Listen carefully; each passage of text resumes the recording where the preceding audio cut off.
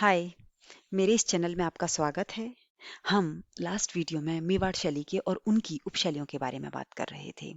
उसमें हमने निसार दी, जिन्होंने ढोला मारू का चित्रण किया, साहबुद्दीन जो मेवाड़ शैली के संस्थापक थे, यानी पूरी राजस्थानी शैली के प्रणेता थे, और चोखा, जगन्नाथ जैसे कलाकारों, और उन्होंने जिन पर चित्रण कार्य किया, जैसे चौर पंचाशिका है, या रसिक प्रिया है, या ढोला मारू है, इन पर चित्रण कार्य किया, उनके बारे में बात की थी। अब मुझे यहाँ ढोला मारू से एक चीज याद आई कि ढोला मारू का चित्रण निशार दी ने किया था, राइट। लेकिन थोड़ा सा दिमाग पे जोर डालने वाली बात है कि आधुनिक चित्रकारों में से भी किसी ने ढोला मारू पर चित्रण कार्य किया है। ऐसे क्वेश्चंस नेट में पूछे जाते हैं। आधुनिक शैली का आधुनिक कला का एक ऐसा चित्रकार है जिसने ढोला मारू पर चित्रण किया है, और उनका नाम है देवकी नंदन शर्मा, जो राजस्थानी शैली के कलाकार कहे जाते हैं और जिनका जन्म अजमेर में हुआ था, और इनके गुरु थे शैलेंद्र नाथ डे। इनकी वनस्थली इनकी कर्मभूमि रहा है। अब आगे हम देवकी नंदन शर्मा जी के बारे में बात करेंगे। आज हम मारवाड़ी शैली की और बात करते हैं। तो जब मेवाड़ शैली में जगत सिंह प्रथम राजा थे, तब उन्होंने अपने राजमहल में एक चितेरों की ओवरी, जिसे हम या तो कारखाना बोल सकते हैं चित्रकारों का, चित्रों का, या उसे विद्यालय के नाम से भी पुकार सकते हैं, खोला था। और उसमें रसिक प्रिया का सबसे प्राचीन चित्र है। अगर हम मेवाड़ शैली के देवगढ़ शैली की बात करें, तो देवगढ़ शैली को प्रकाश में लाने का श्रेय श्री अंधारी जी को जाता है। और देवगढ़ शैली का उद्गम द्वारिकादास, यानी रावत द्वारिकादास ने जब देवगढ़ शैली को अपना ठिकाना बना लिया था, तब किया था। और देवगढ़ शैली के चित्रकार कंवला, बगता, चोखा और बैजनाथ जैसे कलाकार हुए हैं। देवगढ़ शैली के मोस्टली कलाकार, या किस कौन ऐसा विद्वान था जो इसे प्रकाश में लाया, ऐसे क्वेश्चंस पुट अप होते हैं। आगे हम बात करते हैं मारवाड़ी शैली की। तो मारवाड़ी शैली की मैंने आपको उपशैलियों का एक कोड वर्ड बना के दिया था कि किशना अज जो बी मार, यानी किशनगढ़, नागौर, अजमेर, जोधपुर और बीकानेर, ये मारवाड़ शैली की उपशैलियां हैं। मारवाड़ को मरुस्थल के नाम से भी जाना जाता है, क्योंकि मरुभूमि भी है, क्योंकि वहां मरुस्थल रहा है, इसलिए मरुभूमि के नाम से भी, मरुस्थल के नाम से भी कई नाम से पुकारा जाता है। किसी बुक में आपको किसी नाम से भी मिलेगा, कई नाम से इनके नाम हैं। मारवाड़ में कला की संस्कृति और नया प्रवेश देने का श्रेय मालदेव जी को जाता है। मारवाड़ राठौर राजवंश की राजधानी रहा है, इसीलिए इसको जोधपुर शैली के नाम से भी जाना जाता है। जोधपुर इजीली लर्न होने वाला वर्ड है, इसीलिए मैंने आपको ये जोधपुर के नाम से इसीलिए बताया है। जैसे मारवाड़ शैली अगर आपको याद ना रहे, तो जोधपुर शैली जो उसकी उपशैली है वो जरूर याद रहेगी। अब आगे बात करते हैं कि मीराबाई का जन्म इसी शैली में 16वीं शताब्दी में हुआ था। यहाँ एक श्रृंगधर नामक चित्रकार था।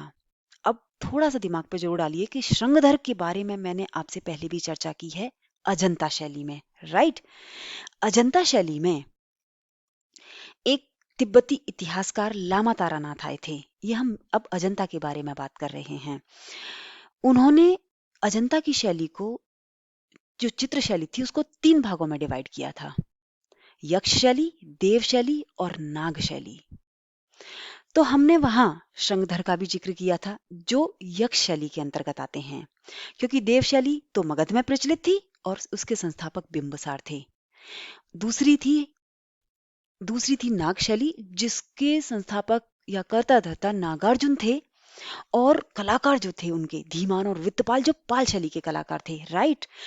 तीसरी नंबर की थी यक्ष शैली।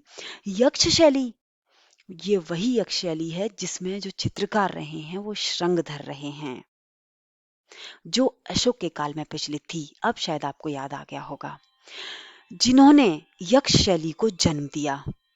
मारवाड़ी शैली में श्रृंगधर जी ने ही यक्ष शैली को जन्म दिया और इनका जन्म मारवाड़ में 7वीं शताब्दी में हुआ। मारवाड़ी शैली में चित्र तो बने, लेकिन वो सभी चित्र अपभ्रंश की तर्ज पर थे। मारवाड़ी शैली में थोड़ा थोड़ा जो अपभ्रंश की तर्ज पर जो चित्र बने हुए थे, उनका थोड़ा थोड़ा विकास हुआ था। वो जो विकास होने के बाद जो चित्र आए, वो मारवाड़ शैली के चित्र कहे जाते हैं। मारवाड़ी शैली में राजा अजीत सिंह के शासनकाल के समय बहुत सुंदर चित्र बने थे, जो गीत गोविंद, रसिक प्रिया जैसे प्रसिद्ध काव्यों पर आधारित हैं। राजा अजीत सिंह के बाद राजा अभय सिंह उत्तराधिकारी बने और अपने पूर्वजों की भांति उन्होंने भी कला का विकास किया। अब यहाँ हम कला के अकॉर्डिंग अगर हम बात करते हैं या राजा के अकॉर्डिंग अगर हम बात करते हैं, तो पहले राजा बने थे मालदेव, जिन्होंने चित्र, उत्तराध्यन और चोखे का महल, जो बड़ौदा संग्रहालय में है, उसका चित्रण कार्य कराया था। उसके बाद राजा हुए सूर सिंह, जो एक कला प्रेमी शासक थे। उनके समय ढोला मारू, रसिक प्रिया और भागवत जैसे ग्रंथों को चित्रित किया गया। अगर हम यहाँ बात करें कि मारवाड़ी शैली डाउन होना कहाँ से स्टार्ट हुई, किस राजा के समय से स्टार्ट होना शुरू हुई, तो वो राजा थे जसवंत सिंह, जिनके समय में मारवाड़ी शैली डाउन होना स्टार्ट हो गई थी। ये एक कवि भी थे और इनके समय कृष्ण से संबंधित ही चित्र बने थे। इन्होंने अपने समय में प्रेम के उपाख्यान, कृष्ण लीला, रामायण जैसे धर्म ग्रंथ भी लिखे थे। और सबसे ज्यादा है कि उन्होंने कृष्ण की बाल शैली से संबंधित चित्र बनवाए और उनके युवावस्था से रिलेटेड चित्र बनवाए। दैट मीन्स उन्होंने कृष्ण से ही संबंधित चित्र बनवाए थे। राजा मान सिंह ने कला को ऊंचाइयों तक पहुंचाया। उनका काल मारवाड़ी शैली का अंतिम काल कहा जाता है। रीजन है क्यों कहा जाता है, क्योंकि राजा मान सिंह जब गद्दी पर बैठे थे, तभी ईस्ट इंडिया कंपनी भारत आई थी और इन्होंने ईस्ट इंडिया कंपनी के साथ संधि कर ली थी। इसके बाद जो भी राजा हुए, वो सिर्फ नाम के राजा थे। ये आप जानते हैं कि ब्रिटिश ने हमारे यहाँ आई थिंक 200 इयर्स तक राज्य किया था। हमारे देश पर अधिकार था उनका, 200 इयर्स तक रहा है। तो बहुत बुरी हालत रही थी। ये हिस्ट्री में हम सब ने पढ़ा है, भगत सिंह जी के बारे में, सबके बारे में, महात्मा गांधी जी के बारे में भी, सबके बारे में हमने हिस्ट्री में पढ़ा है, इससे रिलेटेड चीजें। और लेकिन आज हम यहाँ कला से रिलेटेड बातें करते हैं कि राजा मान सिंह ने ही ईस्ट इंडिया कंपनी को यहाँ पैर पसारने का और क्योंकि उनके साथ संधि कर ली थी, तो उनके पैर इजीली यहाँ फैल गए थे, पसर गए थे। उन्होंने ही कर्नल टोड को मारवाड़ का इतिहास लिखने में हेल्प की थी। राजा मानसिंह के समय शिव पुराण, दुर्गा पुराण, नाथ चरित्र जैसी पुस्तकों का चित्रण कार्य हुआ। आगे हम बात करते हैं इनके चित्रकारों के बारे में। जो मारवाड़ी शैली के जो चित्रकार थे, वो अमरदास भाटी, शिवदास भाटी, छज्जू भाटी, माधो सिंह जैसे कलाकार रहे हैं। एक्चुअली ये भाटी तो एक दूसरे से रिलेशन में थे, बस माधो सिंह अलग कलाकार थे। मोस्टली यहाँ भाटी कलाकार रहे थे। आगे हम अगर मारवाड़ी शैली की चित्रों की विशेषताओं के बारे में बात करते हैं, तो सभी मोस्टली राजस्थानी शैली के चित्रों की विशेषताएं सेम हैं, लेकिन मारवाड़ी शैली के चित्रों की विशेषताएं कुछ हटकर हैं। जैसे सभी शैलियों में लाल, हरा, नीला, पीला, मतलब मैंने आपको लास्ट वीडियो में भी बताया कि सपाट रंग भरे गए थे और इसी तरह के कलर यूज हुए थे। लेकिन मेवा मारवाड़ शैली में लाल और पीले रंग का सबसे ज्यादा प्रयोग हुआ, और इनके जो बॉर्डर बनते थे, चित्रों के जो बॉर्डर बनाए जाते थे, वो सिर्फ पीले रंग से बनाए जाते थे। दूसरा आता है प्रेम कहानियों का चित्रण। प्रेम कहानियों का मारवाड़ी शैली में सबसे ज्यादा चित्रण हुआ है। मैंने अभी आपको बताया कि जसवंत सिंह एक कवि भी थे और उन्होंने कृष्ण से रिलेटेड सभी सिर्फ संबंधित चित्र बनवाए हैं, और उनकी प्रेम लीला से संबंधित। अब प्रेम कहानियों का चित्रण से मतलब मेरा वही है कि चाहे कृष्ण राधा से संबंधित चित्र हो, या चंपावती की प्रेम कहानी से संबंधित हो, या रसिक प्रिया पर कोई चित्रण कार्य हुआ हो, तो मोस्टली जो चित्रण कार्य हैं वो सभी प्रेम कहानियों से संबंधित हैं। ये याद रखने वाली बात है नेट के स्टूडेंट्स के लिए, क्योंकि मैंने एक बार देखा था कि एग्जाम में आया था कि किस शैली में प्रेम से संबंधित चित्र बने हैं। तो एक मारवाड़ी शैली है जिसमें प्रेम से संबंधित चित्र बने हैं। स्त्रियों को छोटा और पुरुषों को, यानी छोटा दैट मीन्स नाटा, छोटे कद की दर्शाया है। अब हमें इसी से छोटे कद से हमें याद है चोखा ने भी छोटे कद वाली स्त्रियों का चित्रण किया था मेवाड़ शैली में, राइट। तो यही स्त्रियों को छोटा दिखाया गया है, क्योंकि पूरी राजस्थानी शैली में मोस्टली स्त्रियों को छोटा ही दिखाया गया था। पुरुषों को हष्ट पुष्ट और लंबा चौड़ा दिखाते थे। पशु पक्षियों में स्वान, खंजन पक्षी जैसी आंखें दिखाई गई हैं, कहीं मोर जैसी, कहीं हिरनी जैसी, कुछ मृग जैसी। तो इसमें भी खंजन पक्षी जैसी आंखों को दर्शाया गया है। ऊंट, घोड़ा, हिरन, ऐसे पशु पक्षियों को दर्शाया गया है। सॉरी, आगे हम बात करते हैं किशनगढ़ शैली की। किशनगढ़ शैली, ये वही किशनगढ़ शैली है जिसमें बनी ठनी का चित्रण हुआ था, जिसमें लाल रंग की अधिकता थी, और जिसकी खोज एरिक डिकन्सन और फैयाज अली ने की थी। जो राजा उदय सिंह के 8वें पुत्र के भी बेटे सावंत सिंह का इसमें चित्रण है किशनगढ़ शैली में। किशनगढ़ शैली में जो सावंत सिंह राजा हुए थे, उनको नागरीदास के नाम से जाना जाता है, राइट। तो हम किशनगढ़ शैली के बारे में बात करते हैं। किशनगढ़ शैली पे अगर रिलेटेड क्वेश्चंस पूछे जाते हैं तो सबसे सुंदर चित्रण राजस्थानी शैली में किस उपशैली में हुआ है, या किशनगढ़ शैली में किस पर चित्रण कार्य हुआ है। किस पर चित्रण कार्य से मतलब है ताड़पत्र पर, कागज पर, कपड़े पर किस पर चित्रण कार्य हुआ है। कागज पर, ये बनी ठनी जो बनी है वो कागज पर, कपड़े पर बनी हुई है, लेकिन इसमें कागज पर भी चित्रण कार्य हुआ है। सबसे सुंदर चित्रण जो हुआ है वो किशनगढ़ शैली में हुआ है। किशनगढ़ शैली को खोजने का श्रेय फैयाज अली और एरिक डिकन्सन को जाता है। ये Eric Dickinson Mayo college Amer आए थे एक बार घूमने के लिए।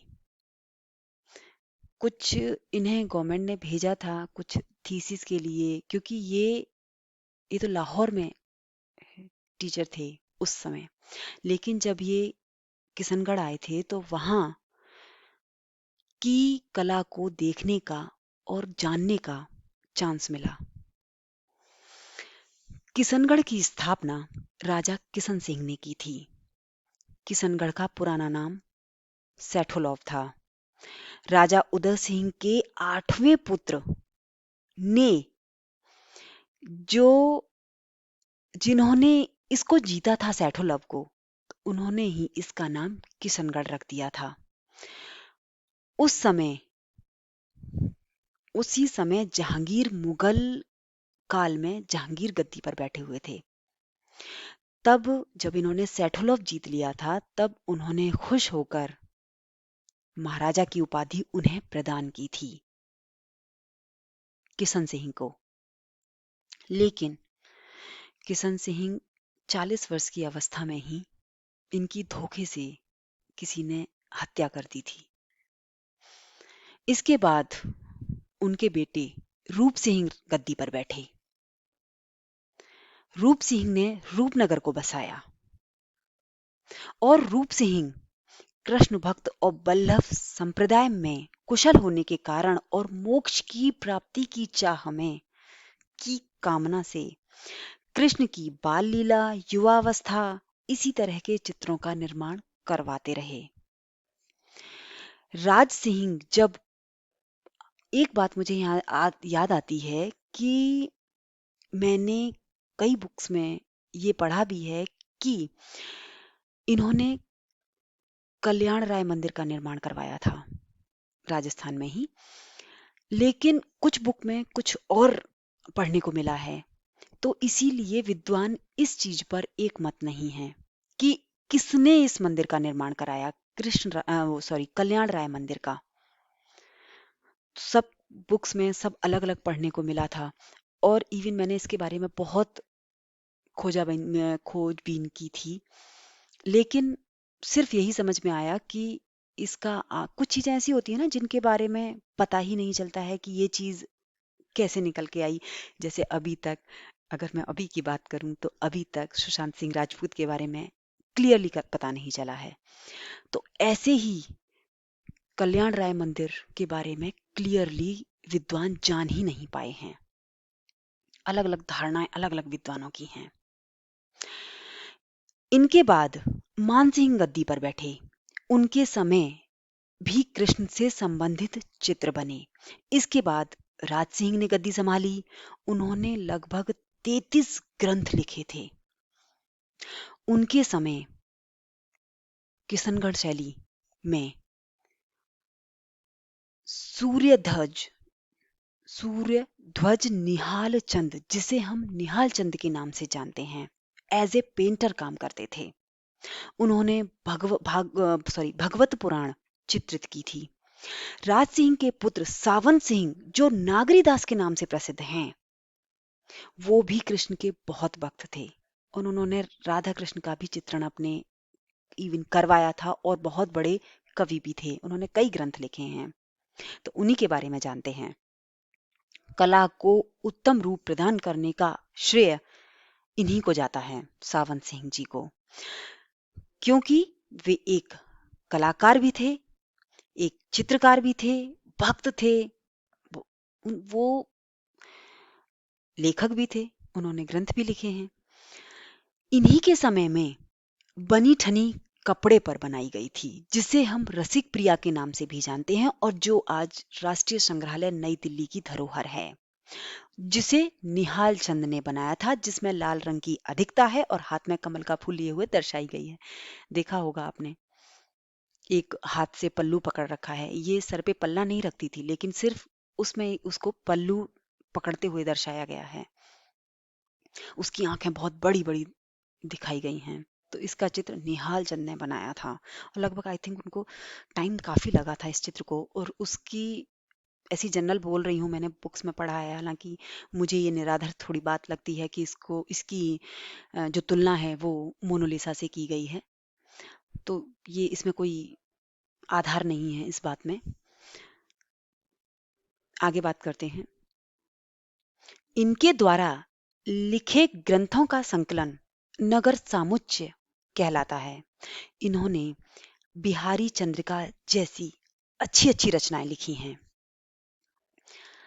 आगे हम बात करते हैं कि इनके, अगर चित्रकारों के बारे में बात करते हैं तो हम इनके चित्रकार थे Nihal Chand, as you know, बदन सिंह, सीताराम, अमरचंद, नानक राम, लाडली दास जैसे चित्रकारों के नाम प्रसिद्ध हैं। इसमें बदन सिंह और सीताराम ये दोनों निहाल चंद के वंशज थे। अमरचंद, जिन्होंने चांदनी रात के गवैये को चित्रित किया था। अमरचंद्र के पुत्र भी थे जिनका नाम मेघराज था, जो एक प्रसिद्ध चित्रकार रहे हैं। एक इसमें भवानी दास भी थे, जो राज सिंह के समय चित्रण कार्य किया करते थे और उन्होंने दरबार से संबंधित, दरबार से रिलेटेड कई चित्र बनाए थे। आगे हम बात करते हैं बीकानेर शैली की। तो बीकानेर शैली की बात हम नेक्स्ट वीडियो में करेंगे। Thank you for watching my video. Keep studying and bye for now. मैंने जो आज क्वेश्चंस के आंसर नहीं दिए हैं, जो आपको जानने हैं, तो वो प्लीज मुझे कमेंट बॉक्स में लिख दें, जिससे मैं उन्हें नेक्स्ट वीडियो में दे सकूं। Thank you.